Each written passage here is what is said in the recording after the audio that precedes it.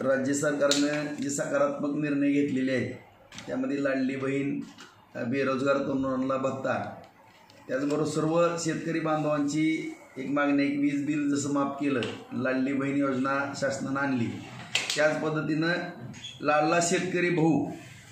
ही एक योजना आणावी आणि संपूर्ण कर्जमाफी व्हावी अशा पद्धतीची शेतकऱ्यांची भावना आहे। आणि त्या भावनेची कदर करून निश्चितपणानं माननीय मुख्यमंत्री एकनाथ शिंदे साहेब, फडणवीस साहेब आणि अजितदादा पवार साहेब यांच्याकडे आम्ही